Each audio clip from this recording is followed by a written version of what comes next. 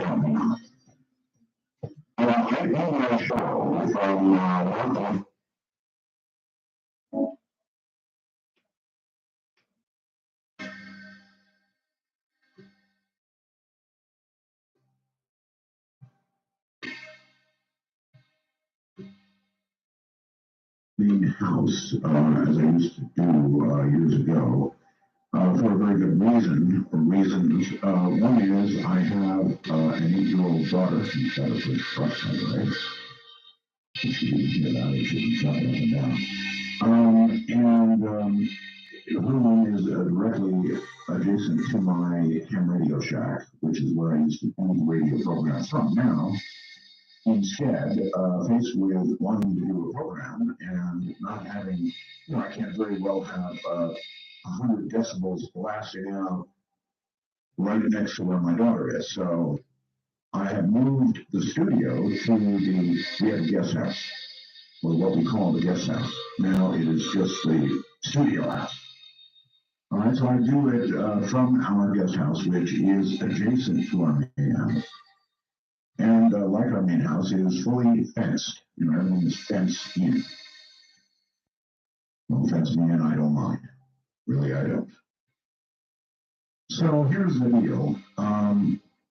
Somebody or somebodies don't want me on the air. It's really as simple as that. Here's what's happened here since October 21st. I think most of you know about this. At about 10:30 or so at night during my show on October 21st, a person was observed by a neighbor of mine directly in front of my studio with a rifle, and he fired off several fast rounds, either at or near my residence. Now, the next day, of course, we searched for brass, and none was recovered. We looked for holes in the house and didn't find any. So, it was like a warning, I guess. A full police report was filed. Many of my neighbors actually heard the shots. Only one of my neighbors actually saw the man with the rifle and was interviewed by the police and able to describe a dark car to the police, which drove quickly away after firing the shots. Anyway, the police spent a lot of time interviewing everybody involved. Interestingly, I was on the air at the time and didn't even hear the shots. That's what I mean by, I like my everything loud. So I didn't even hear them. Everybody else did. Then on November 18th, we don't know about this. At about 8:50 p.m., that would be,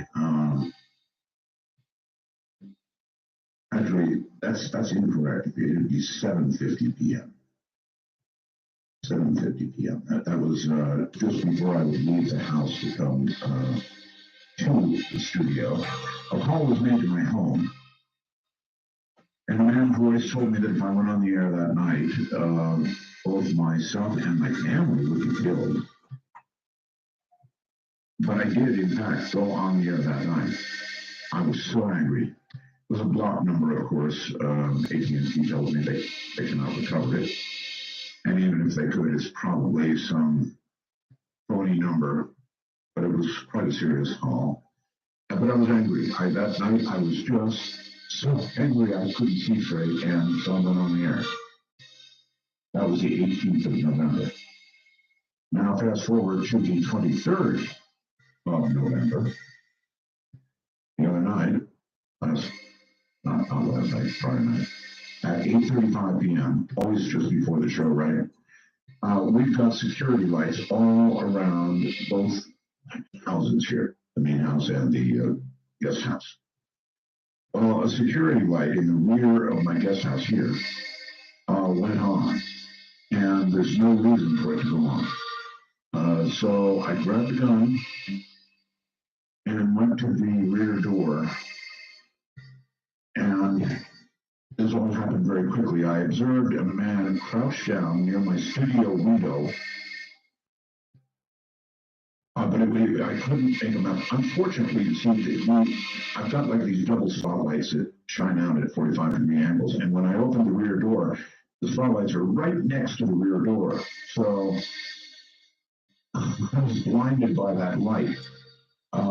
My night vision shot all to hell. I think there were 150-watt floods aiming in two different directions, right?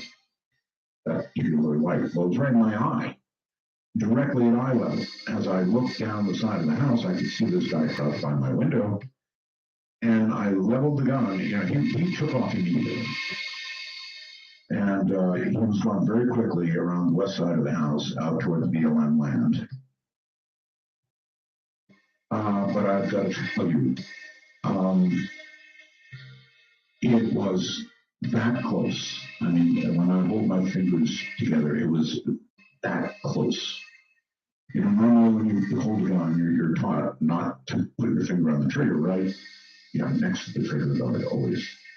I was at the point where I had my finger on the trigger, and you know, with the Glock, with one in the chamber, that was just a tiny squeeze, and off she'd go, and I might or might not have hit anything, including this jerk. So I was really shaken up. So what's been going on here is a kind of a personal, it's terrorism on a personal level, which has really caused a lot of grief for everybody involved. My wife and child have slept on the floor for 3 separate nights with all this going on. And obviously it makes doing a talk show really difficult. And then moreover, well, let's go back to Michio Kaku. I was really looking forward to that show, but because this occurred, you know, and again, the police report was done, making out footprints and all that kind of stuff. I was so shaken that I don't even remember opening the show with Michio. I was like on automatic or something, and not doing very well at that. So there have been 3 major events that have occurred that, have shaken everybody up. And it does make it, I tell you, in the first 20 minutes, I don't even know what I said. I was told by my producer that I said somebody was on the property, and I don't remember seeing that at all. I said, no, I didn't. And I had to go back to the replay to even hear that. So there you go. I was beyond automatic, I guess, not even really knowing what I was saying. I was so shaken. And then the next day, I had a long talk with myself, sort of. I knew, it was close as you can get. So he obviously made it to the west side of the house where the open BLM land is and took off. But I came that close to shooting somebody, and the next day I realized that. I thought, oh God, what if I shot this guy? So you know, the implications of that are many. I mean, you could conceivably be charged, certainly, or maybe not if he had a gun. I don't know what he had, I didn't see. But I got close. I didn't do it, but I got close. And so the next day it hit me like a bomb. You know, I almost shot at somebody. I can't tell you how close it was. You know, after these first two events that have occurred, somebody with a rifle outside my house, someone telling me they're going to kill me and my family. You know, at that moment, you see somebody inside a fence marked area, and it is marked, you know, there's no trespassing all around and pretty decent fence, as much as they will allow here. You know, your expectation is that this person sneaking up on you is wishing you ill in some way or another. So that is a little digest of what's been going on. Nevertheless, here I am tonight. We'll do a show. Believe me, we will do a show. The network is closed for Thanksgiving. But you won't hear anything. There'll be replays, I think, for myself and other shows on the network. So we'll sort of be here, but we will be enjoying Thanksgiving with our family. Anyway, you know, when you have your wife and child on the floor for 3 nights, it gets your attention, and it certainly got mine. So that, I hope that explains it. I hope that ends it. The security here is now fit for a king, or maybe a dictator. And anybody would be ill-advised to further continue this, whatever it is. We do actually have some people in mind who might do something like this, but without real evidence of it, obviously, we're not going to make any allegations. So, you know, life is interesting. Somehow it's always been interesting like this for me. All that interesting. Okay, so news of the day. And there's a lot. Putin is sending these very high-class, high-tech air defense missiles to Syria. What will he do with them? Well, no doubt he'll shoot down anything that he likes that doesn't move, particularly, I suppose, if it's Turkish. In a move raising the potential threat of a Russian-NATO conflict, Russia said Wednesday it will deploy long-range air defense missiles to its base in Syria and destroy any target that may threaten its warplanes following the downing of a Russian military jet by Turkey. Now, I've been saying this now for weeks. I can't tell you how dangerous this is. We've got Russian jets in the air. We've got a NATO country right there, Turkey. And remember, we're part of NATO. If NATO gets into a conflict with Russia, we are in a conflict with Russia. Understand? We are duty-bound and treaty-bound to defend Turkey if need be. So, with Russian planes all over Syria and apparently parts of Turkey, and American planes all over, and the rebels fighting Assad, and ISIS fighting virtually everybody, it is such a disaster just waiting for that match to be lit off. You know, and that could be the beginning of World War III. Don't kid yourself. If we get into a conflict, we meaning NATO, get into a conflict with Russia, then you can erase everything since the Cuban Missile Crisis, and we're right back in it again. The fallout from Paris continues. The occupancy rates at Paris hotels have plunged by more than 30% in the days since the attacks. So they're being hurt economically in Paris. There is no question about it. All right, so small groups of demonstrators are again gathering. I don't know if they're small at this hour. I would think that over the weekend, the protests in Chicago are going to grow and grow and grow. I'm sure that most of you who watch or pay attention to the news and seeing this young boy who was carrying a small knife get gunned down by the police. 17-year-old black kid. The cop who did it is been charged with first-degree murder. All of this happened a year ago. A year ago. And there's very clear video of the incident, of the shooting. And they put 16 bullets, this cop pumped 16 bullets into this kid. This has to stop. It has to stop. I don't know what would cause that officer, other than, a murderous heart, to do what he did. The kid was actually moving down the street, probably up to no good of some sort.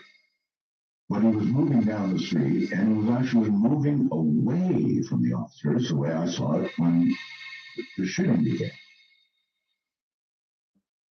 So it's going to stop, or something awful is going to happen in our own country. There's enough awfulness already out there. Now I'm going to give you a reason to go to my website, artbell.com. Easy to get to, artbell.com. There's a lot of interesting news up there. The first successful rocket return landing. Now, this is something that they've been trying again and again and again, and look who did it.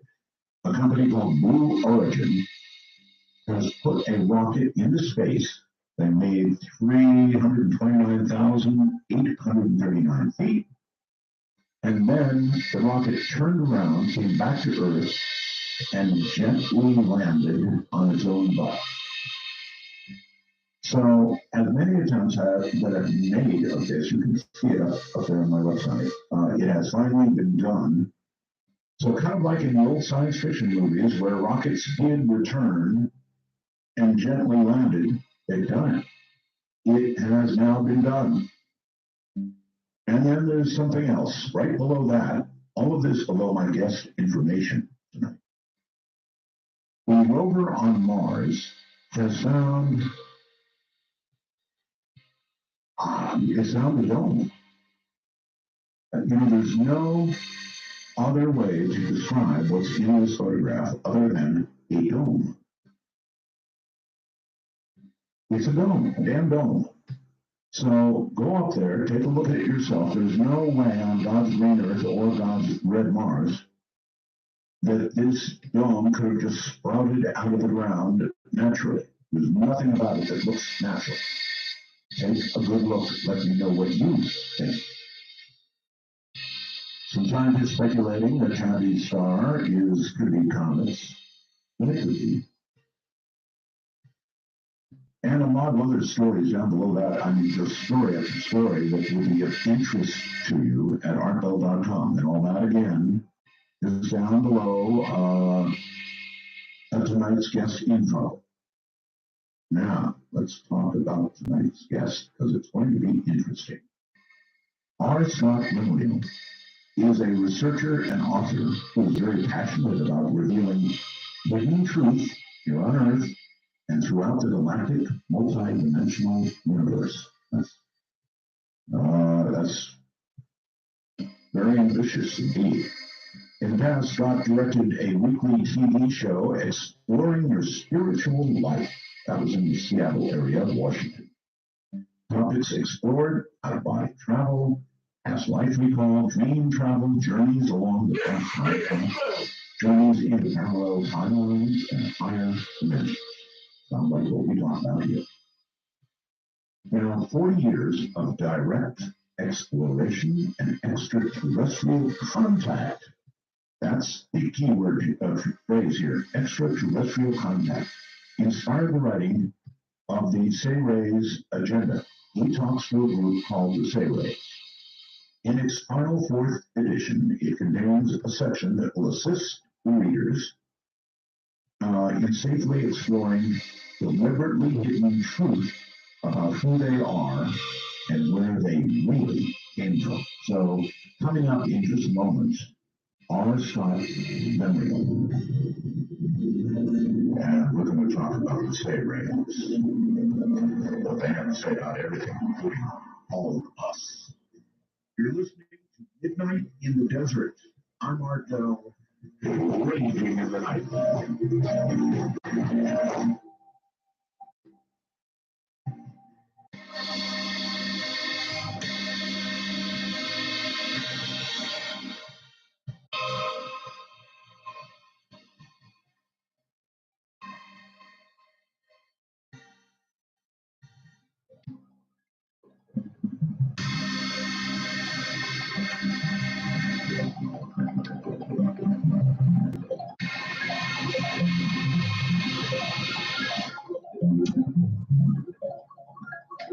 Midnight in the Desert doesn't scream goals. We trust you. But remember, you cannot say, well, you know, to call the show, please dial 1-952-225-5278. That's 1-952. Call our number of presently listening tonight. I imagine they listen virtually every night. All right, Scott, welcome to the program. My pleasure, Art. Long service since you first started 20 years ago, and how apropos that I would be on tonight after what you just said for me. Yeah, it's been an interesting odyssey. My career since we've been filled with them. Anyway, it's great to have you, Scott, and you are a pretty unusual individual. You are in touch. I guess I can let say put it would be the same ways. So the first thing I want to ask you is, how did this begin? I mean, how did you first become in touch with another race? Should I go back to childhood experiences and tell you three of them? You can sort of lead into it however you want, or whatever the right way to describe this is. Okay, just to give a little background so that you are and your listeners have an understanding of what brought me to this point. Writing the Savage Agenda and getting on radio and doing what I'm doing now, 40 years in the making, so it was certainly not overnight. I think back when I was about 5 years old in Salt Lake City. And I was, in fact, I was 3, I think. I was walking up to my parents' brick house, and I had an experience of suddenly leaving my body and rising above it as a fully mature adult being, which was, quite unusual for someone that's a child. Absolutely. This occurred while you were walking? Yes. Okay. At dusk. And I was above the body and fully awakened for a brief time, and I looked up and I saw a sphere of energy, a transparent golden sphere of energy, and in it were mathematical equations and formulas that were really otherworldly, but I understood them. And I looked up at the stars and I saw the star patterns, and I knew instantly where I was. And the only thing I could think of is, what am I doing on Earth? You understood these at 3 years of age. Yes. So it was my body was a fully mature being. Okay, can you go back right now? Can you go back right now and remember that and remember what they meant? Yes, they had to do with star patterns, positions, travel between parallel dimensions, star charts across the Milky Way galaxy, the Andromeda galaxy. They were very complicated. Today, I can't pull them in and actually work with them. Right. I'm kind of on a different mission than that right now, but this was to kind of wake me up and get me started in a certain direction. Which said that something was done to me to put me on this planet, unconscious, unaware of everything I'd ever done before. And that's been done to everybody on this planet. We'll get into that. Here I was looking at this, and my parents started having an argument. This is just a normal light argument, not heavy thing at all. And I can see their electromagnetic fields around their body, or what people call their auras, and there's a red energy barrier between them and sparks flying up.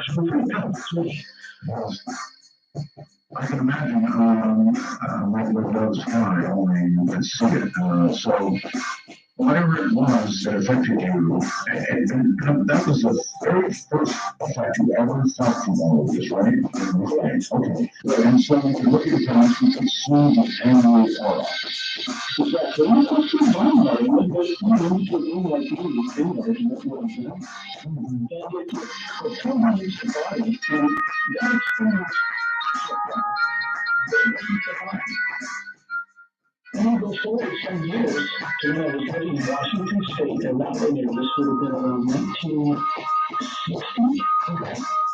Okay, therefore, by the time extraterrestrial craft would come all the time, especially around the mountain, I think there was a technical pilot there that saw them and photographed some group or squadron in current things down something. Oh, that's right. I know those songs, right? I was there, and that was where I was living. That's the strange place, that was not working, it was mostly all forest. You just came out the room and just some kind of clear controls a lot. And when I was living up there, I decided I wanted to find out what business is like, because my parents said that most everybody did that. I'm sorry. I was pretty around 11, maybe 12. So I was looking out the refrigerator on my dad's beers, and I was sitting there, and I got the walked across the dew-laden grass up to a low roadway that ran between the houses out there, and forests everywhere. But this was a nice, clear, beautiful star-filled sky. And I got up on the road and I topped this town to take my first step. And next thing I knew, I was lying flat on my back, spread eagle, with this can of beer upright, unstirred in my hand. And I was looking at what I estimate today would have been maybe 30 feet across the diameter. Hold it, stop. I think that right there. Let's say, because I will stop all the time. That's it.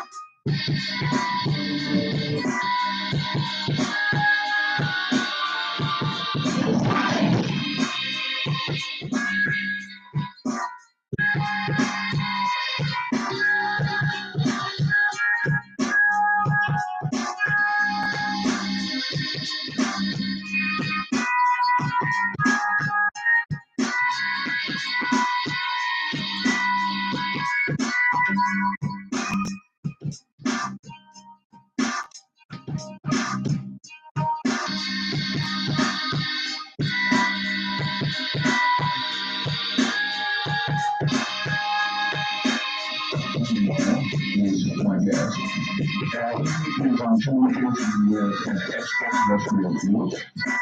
Well, it's cinemated. Now, this was when he was young indeed, 3 years of age, and then his first experience with deer was wind. Yes. Again, that was at 11 or 12 or something like that. The age and stuff. We left here, went off to, I guess, local town, but continued and stuff. My pleasure. Yeah, I opened that can of beer, popped it, never got to taste it. I found myself lying on my back, spread eagle with the candle unstilled in my left hand. And I was looking up at a craft about 30 feet in diameter, pulsating from blue white light. There was no sound. It was definitely an extraterrestrial craft. And the outcome of this was not like maybe a structural experience, which is many people have problems with. Right. I had no fear whatsoever. And there was a telepathic conversation, not psychic. There's a very distinct difference between a telepathic conversation or a communication and psychic conversation. Yeah, I would ask why you had entry, because that's not, that's not a normal reaction. The average person sees something hovering in the air like a spacecraft will totally freak out. So there must be some reason that your brain was fired, that you were calm. I had help. Yes. I had help. I began to receive a telepathic conversation from a human male aboard that craft. Right. Okay. Sure, I knew it. I just knew it. There was no question about it, and it was benevolent. There was no sinister motive. And it was straight up communication, wonderful information, holographic, I would have to say, for maybe 15 minutes. And then it was done. And the graph oscillated from meteorite light faster and faster and faster until it became right and sharp. This is actually holographic presentation. So you can actually see and understand what is being presented. I did. On a certain level, they didn't have a 12-year-old, 11.5-year-old boy. So it's obviously the normal perception of a being operating a young body was suspended. I think I started this when I was 3, right, in Salt Lake City. Same thing, no fear. Well, we do know that in the industrial world, and that's I understand probably you're saying half the year, but in the industrial world, people are following throughout their lives, and that even their offspring and also about the well, I think it's likely you had a certain experience. I do wonder if you're able to describe what information was presented to you. Yeah, this had to do with who I am and who I was before I was placed on the earth. I'm conscious of all that I once knew. Wow. Yeah. It was a shock to me, if you can tell you.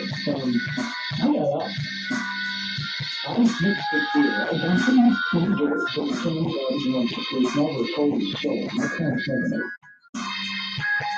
But a week later, I was coming home from choir practice. And this bus would drive a couple miles up the road to a little wooden bus stop shed. I'm sorry to stop you, but you said you left here. Yep. And went home and went to sleep, or I put the camera drivers. This was just on the road right in front of my house. okay, so we're talking about seven bed and next sleep. Correct. Right. Never told the story. Probably just could imagine telling somebody that village back home. And I somehow had the wisdom, and I don't say I earned it, but it's just what it was required to do, to be quiet. I never had any terrorizing dreams or typical symptoms of an abduction, or Dr. Gibson from a big way or something was had, with nightmares, stuff with the traumas or anything. No. Which is probably pretty unusual for the time. And about a week later, I came from the choir practice. This bus would drive a couple miles up the hill. I was the last customer on the bus to get off. I was through the choir practice, and they let me off, and I watched the bus go down and look up mountains just from the trees. I took one step, and my head got to the nightlife lightning first just to me. And I was looking at two groups of saucer-shaped craft, 15 to 20, trying to finish.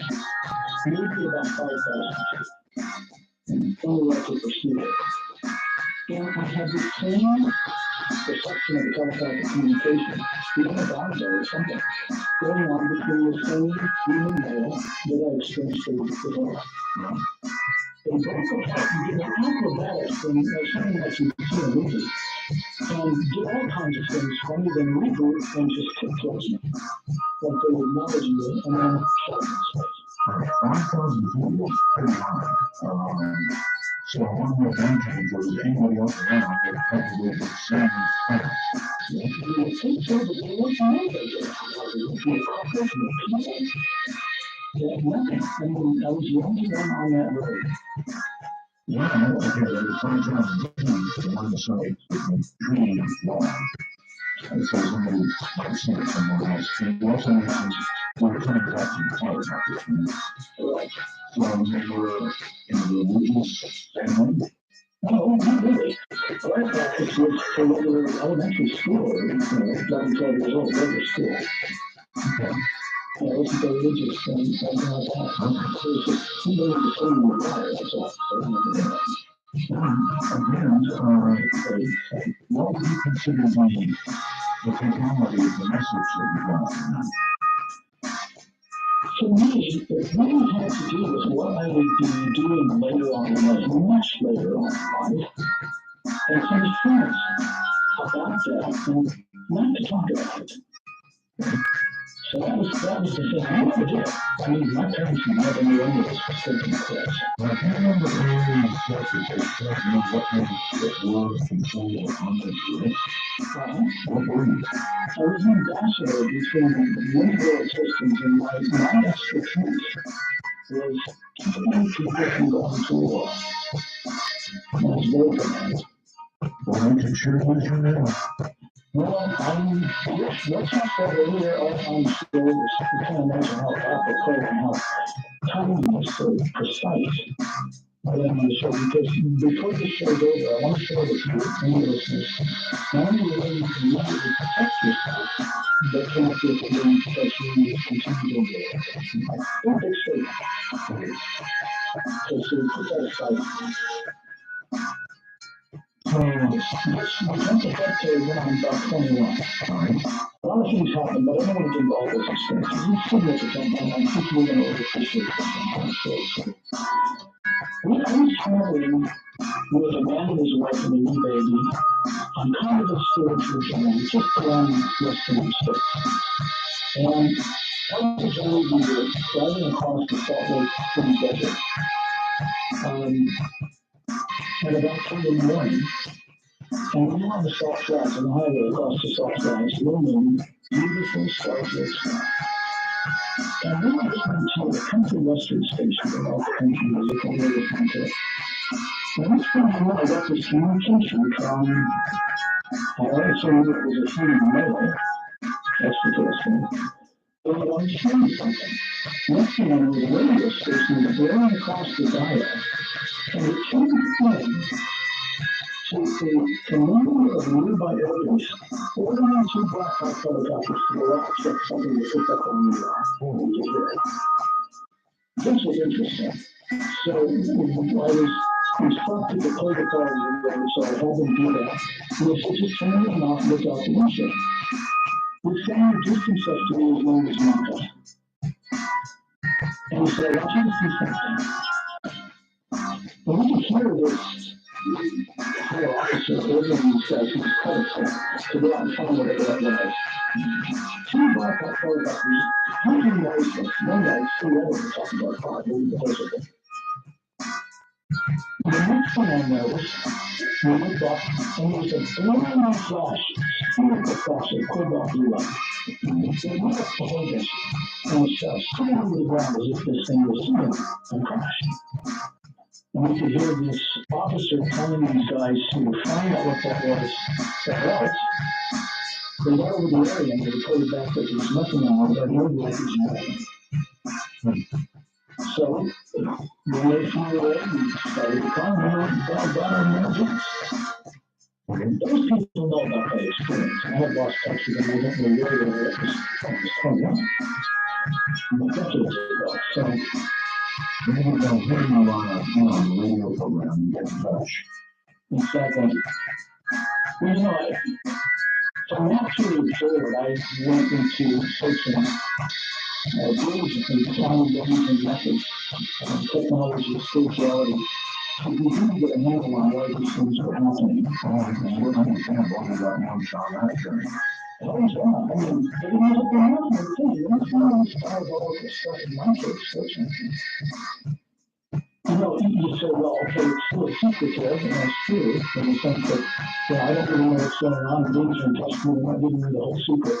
But that was really good, really. And look at the world I live in. It's wonderful. And who runs it? Classical. Yes, it's a so, through the years, I began writing a series of books on the early countries. That's another story, we're not talking about that. And I finished those, and I went on countless trips out of body, and cut down the past time track to explore those things from out of time, because they have the ability to do it. It's normal to them. To find out what truth is that's being hidden from people here from an extraterrestrial perspective, from outside the space, which I never knew was one way I was going to find it out for myself, because classified systems, classified systems are not going to find the smoking God unless they want to. Right. Because it's not. So I began to put together the elements of an ancient history that people have been deliberately manipulated not to recall from the show. This comes back into my discovery that no human being ever evolved on these planets to begin with, ever. Not from monkeys, not from wolves, from the primordial sea. We're processed. During 15 million years, when this planet was covered with things after dinosaurs were made extinct. That's what human history is missing from people today. Well, I'm not sure there isn't that more reasons. I'm not going to read that one first. I'm just saying that the whole story is that's such a tiny fraction on the whole. So it's not been children. Correct. We're getting back into the real age now. The seed of the earlier was done by the solar race, yes? Originally, yes. And we'll get into that. Okay. In fact, we can talk about that if you want now. Well, you can answer that. It's not right.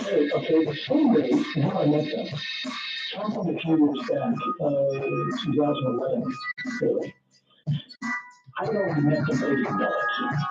I began to write the failures agenda. Basically to explore what happened in my childhood, all the things from all the experiences I've had with off-world friends, and mostly benevolence with us for human beings, because there are countless worlds full of them that we found to be kept from going not many people suspect it. And when I was writing the book, because when I write, I see through the pineal gland and the brain brain, which is an early tool that the being soul, that people from other worlds call the technon, uses to see into other realities and what things in it is a liquid and there's large content like you have in your eyes, but they're kind of precise frequencies, not for physical frightening, but to stream into other things, very close to the universe. All human beings have this ability, we're not being supposed to not remember that. People call intuition the ability to read millions, hundreds, even billions of beings on other worlds in just one quarter of our Milky Way galaxy alone. The function of telepathy is not only secret over course, but we have at least 1,000 years at least. And there's no photographic memories. This is normal. People do not consider that normal. They've been deprived their mind functioning in a very viable, diabolical way anyway for a long time. There is some history about this planet that if people recall how they got here, what they originally knew, and where their real destiny was, things would change virtually overnight. And to do that, people that have been planted in the subconscious, what people call the subconscious, actually neutralize your memory. I've got a question. So, I'm not a Bible scholar by any means, Scott, but I do seem to recall that mankind very early had perhaps less than something more than 1,000 years. That's correct. They did. And so I'm sitting here wondering if the same way, if they see the possible curiosity in their own image to begin with. Yes. They go back many billions of years. The families that organized the physical body over 1 billion years ago, they were responsible. They're like the stimulus behind the activity that's already the small graves, human beings, are every bipedal from the space and we're all benevolent at the time. Okay, so we acknowledge that these other nations, not just mentioned, a lot of people are very familiar with are, in fact, and one of the reasons I wonder whatever they're doing, but they're here. Yeah, they're definitely looking over this planet right now. And in more ways than it ever existed before in history, galactic history. This one started 3 or 4 years ago. Yeah. Because of something that changed in their consciousness out there about this planet. Which hadn't occurred before. There's a trend that goes back 500 years ago. But was found between the vast majority of benevolent races in our galaxy, and a few of the space-going time forces and turbo-hypothesis. Can I say what Charles brought to us, or is it It involves first as far as the way they view it, but it involves keeping this kind of races from going and waiting in the world and taking over human beings and doing what they were doing back then. What was a big deal? So the last great happening in the galaxy was happening years ago. The key point was to defeat of the reptilians. They weren't destroyed. They created a treaty around which many worlds that survived this great Holocaust basically it stipulated that these worlds like Earth could not be controlled or dominated by any one race. Those who avoid that treaty. So you have good and bad or benevolent malevolent extraterrestrial influences here always have. And under that treaty, they've been allowed to have secret bases in small places on the planet, doing that for millions of years for scientific research. And to bring certain beings here, other races will bring their slaves. I wonder, so then in some way, since we are so involved in this treaty, I assume that we are special to these races. I couldn't push the other way. So